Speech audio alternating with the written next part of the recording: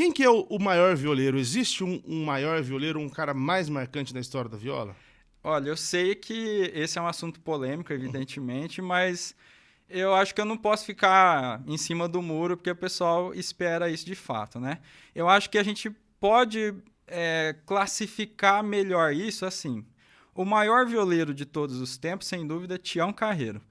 Mas, tecnicamente falando, o melhor, para mim, hoje, eu posso afirmar com tranquilidade que é o Bambico. Com Foi o certeza. Bambico. Foi o Bambico. O Bambico que gravava muitas das faixas de viola, é isso? De muita Isso. gente. Inclusive de Tião Carreiro e Pardinho, ali por volta de 1971 a 75, ele gravou, na maior parte das vezes, os pagodes. Houve pagodes também que o Tião executou a viola nessa época, mas a maior parte deles ali foi o Bambico. Deixa eu só pedir, você põe essa água do outro lado, por Opa. favor? Eu sempre acho que ela vai roubar. Pode pôr o disquinho. o disquinho Sempre também. acho que ela vai roubar o foco da pessoa. Ah, sim. Você fala que o Tião é o maior, por quê? Em primeiro lugar, porque ele criou um estilo de tocar, que inclusive o Bambico adotou. Então, por ele ter criado, já começa por aí. Em segundo lugar, porque ele era um artista completo. Então, nas criações, né, no repertório que ele desenvolveu, no trabalho dele como cantor também, que acabou elevando o lado instrumentista dele também. Então, e todo o nome que se criou em torno do Tião, merecidamente, né?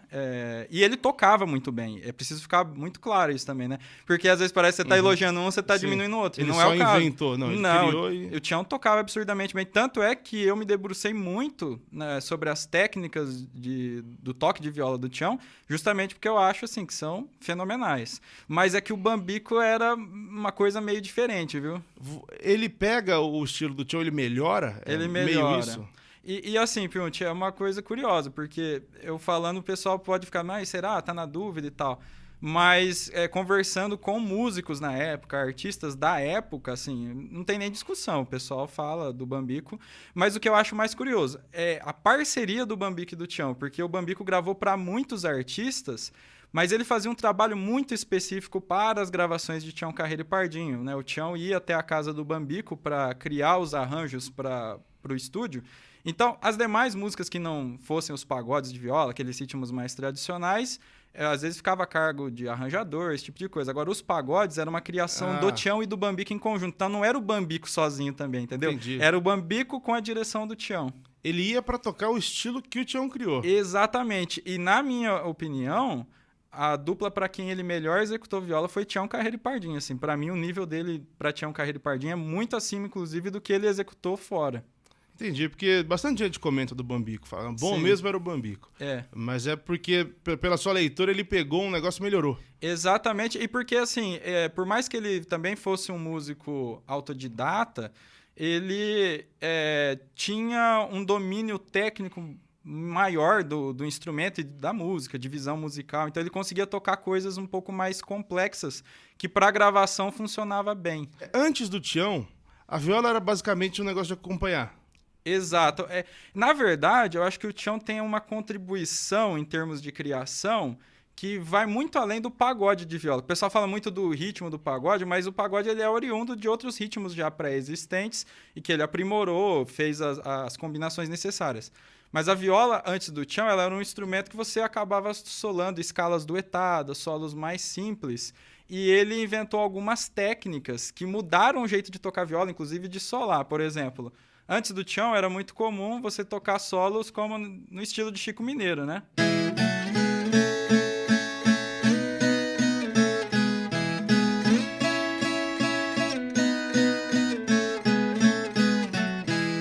Só que vem o Tião e ele usa a nota pedal, que é uma nota solta tocada continuamente e que não era uma tradição na viola. Essa nota que a gente toca repetidamente aqui, por exemplo, né?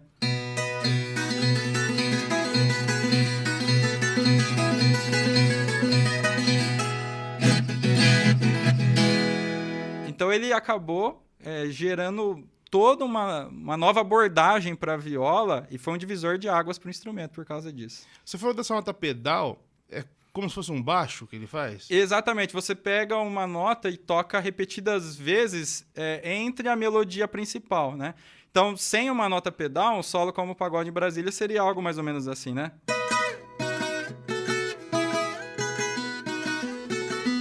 Aqui muda completamente a interpretação, né?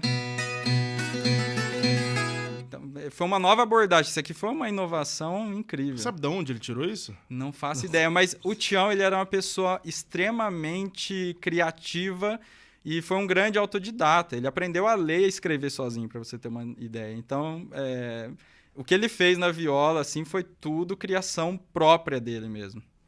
É como essa nota pedal é comum na música, em outros instrumentos? É comum, por exemplo, no caso do piano, na guitarra, mas na viola não existia até o Tião. Provavelmente ele não ouviu. Provavelmente não. Foi ele buscando um jeito novo de tocar e encontrou. E o que é curioso, mesmo quem não toca o estilo raiz, acaba bebendo dessa fonte do Tião, porque todo mundo toca com essa nota pedal hoje em dia na viola. Porque é algo da afinação aberta, que a gente chama, né? Do acorde solto. Então você faz uso dessas cordas soltas para tocar. E ele inovou demais com isso. O Bambico ia nisso? Ele melhora isso, esse toque? Na verdade, o que o Bambico fez, mais precisamente, foi, de algum modo, aprimorar o pagode de viola. Principalmente a batida, né? Então, o Tião, em princípio, não tinha os ligados no pagode de viola. Era mais ou menos assim.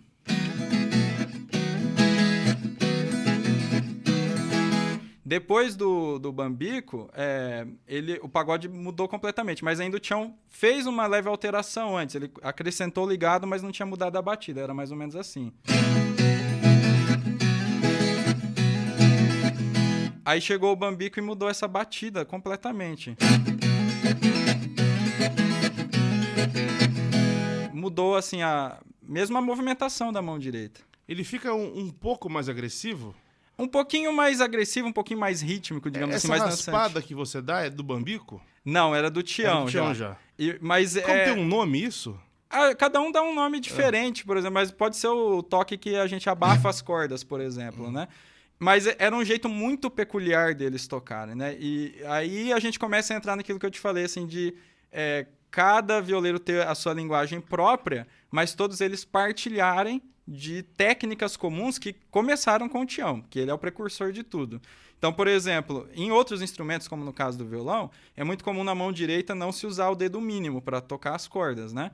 Mas o Tião inova justamente pelo uso do dedo mínimo. Então, o primeiro movimento do compasso do pagode, ele sempre atacava com o dedo mínimo, né? Então, aqui. Isso é uma inovação técnica tremenda, porque você dá uma ênfase aqui nas cordas de cima que melhora o som da viola. Isso não estava registrado em lugar nenhum. Não estava. E aí, o que eu levei, assim, muitos e muitos anos para descobrir mesmo, assim, foram 15 anos de pesquisa, é uma coisa relativamente simples, mas que ninguém falava. Hoje em dia a galera fala, tal, né? Mas, enfim, é que eles faziam uma alternância de dedos, né? Então, o primeiro movimento era feito com o dedo mínimo, só que nesse movimento que você abafa as cordas, você ataca as cordas com o indicador. Então, eles só usavam o mínimo e o indicador. É uma coisa simples, mas assim, eu levei muitos anos para descobrir isso, identificar de fato, e muda completamente o som da viola. Assim, eu fiz testes com microfone, estúdio de gravação. Você pode usar os outros dedos, não sai o mesmo som do que esse, alternando o mínimo e o indicador. Ele tocava assim? Ele tocava assim, e aí que entra a questão técnica, né? O Goiano, por exemplo, tocava assim também. Você pode ver nos vídeos do Goiano, ele está fazendo essa alternância desses dois dedos. O Bambico, a gente não tem registro em vídeo dele tocando o pagode de viola. Mas é nítido já, inclusive analisando fotos também, eu cheguei a algumas conclusões de que provavelmente ele também fazia uso dessa técnica, do dedo mínimo e do indicador. Cara, que legal, né? Legal. No seu método você acaba mostrando isso. Isso, eu mostro isso. Eu acho, com certeza, assim, o meu método foi o primeiro a ensinar essas técnicas de fato. Hoje outras pessoas também apresentam, estudam esse tema, né? Mas ali a gente começou de fato a ensinar essa técnica.